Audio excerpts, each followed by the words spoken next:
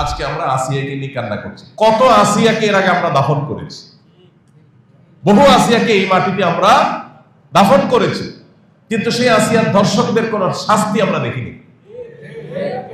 কোন আসিয়ার ধর্ষকদের দাফন আমরা করি নাই, আসিয়াদেরকে বহু দাফন আমরা করেছি।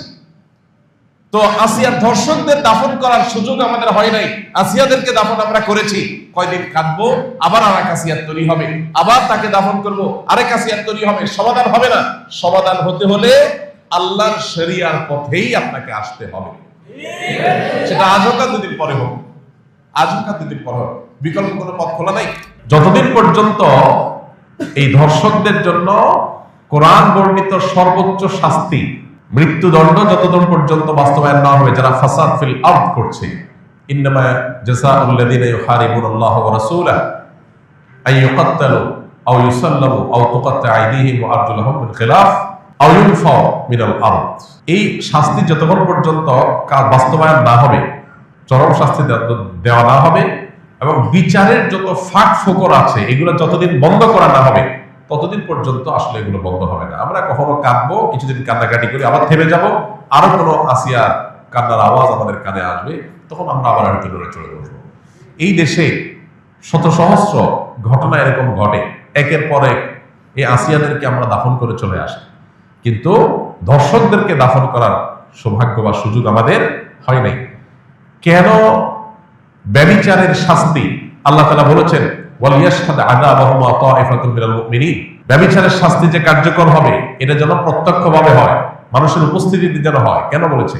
কারণ মাকাসিদুশ শরিয়া বা শরিয়ার উদ্দেশ্যই হলো মানুষের জীবন, সম্পদ, ঈমান, মানুষের পরিবার, এই সব কিছুর হেফাজত এবং সংরক্ষণ। এই জন্য শরিয়াত এসেছে। এই জন্য যেই অপরাধের শাস্তি প্রত্যক্ষ হলে সমাজ সোজা হয়ে যাবে, অপরাধীরা সোজা হয়ে যাবে, সেটাকে প্রত্যক্ষ করতে বলেছে শরীয়ত। সেটার বাস্তবায়ন যদি হয় তাহলে ইনশাআল্লাহ আসিয়াদের কান্না আর আমাদের শুনতে হবে না। মানব রচিত বিধিবিধান দিয়ে আজকে হয়তো একটা ফাঁক বন্ধ করবেন, কালকে আর 5টা ফাঁক তৈরি হবে।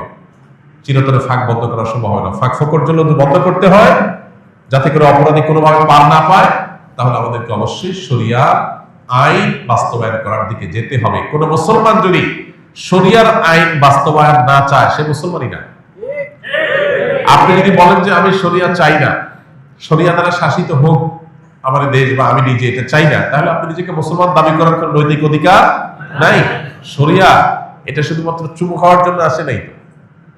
আপনি পাচ্ছেন না শরিয়া দ্বারা শাসিত হতে, অপরাধ বোধ আপনার মধ্যে আছে যে আমি পারতেছি না বা আমরা পারতেছি না, এটা একটা লেভেল পর্যন্ত চলে।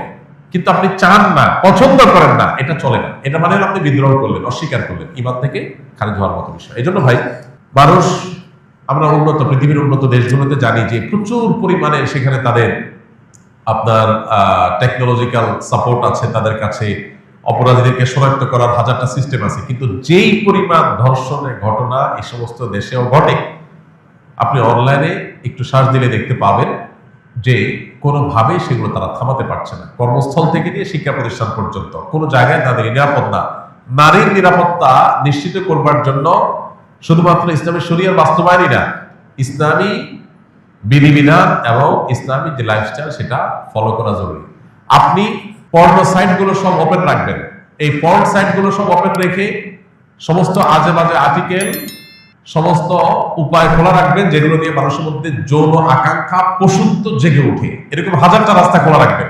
এই পশুত্ব জেগে ওঠার রাস্তাগুলো যখন খোলা রাখবেন স্বাধীনতার নাম দিয়া, তখন যার ভিতরে পশুত্ব জেগে উঠবে সে হাতের নাগালের কাছে যাকে পাবে তার উপরে সে ঝাঁপিয়ে পড়বে, তার পশুত্বকে সে চরিতার্থ করতে চাইবে।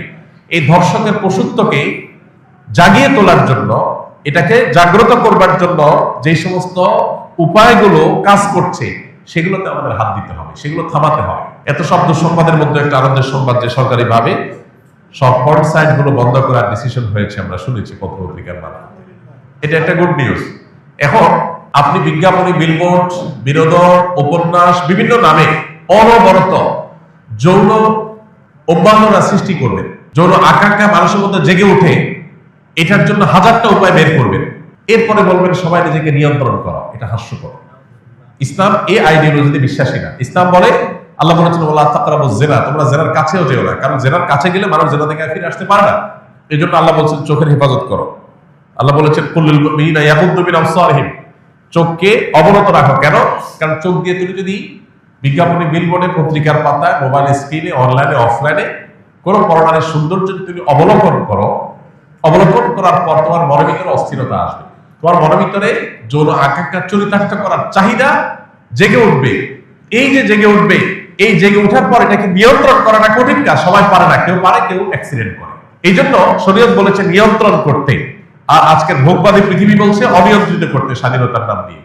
আপনি মানুষকে লাগামহীন করে দিবেন, আবার বলুন সবাই যার যার যাকে নিয়ন্ত্রণ করো। এটা হাস্যকর, এটা সম্ভব না। এই জন্য দুইটা জিনিসের বাস্তবায়ন আসিয়াদের কান্নাকে থামাতে পারে।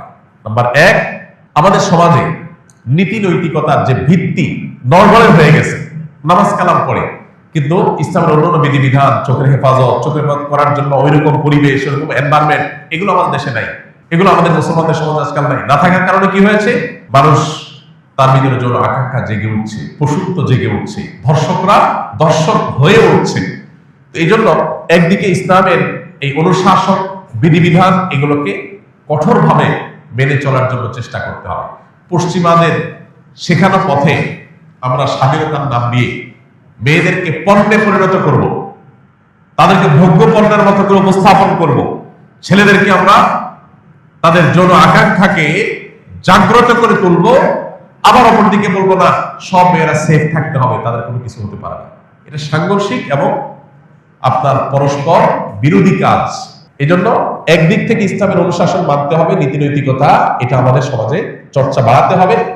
আর অপর দিকে এ ধরনের অপরাধকে সংগঠন করলে তার জন্য কোরআনের দেওয়া সর্বোচ্চ শাস্তি প্রকাশ্যে বাস্তবায়ন করতে হবে।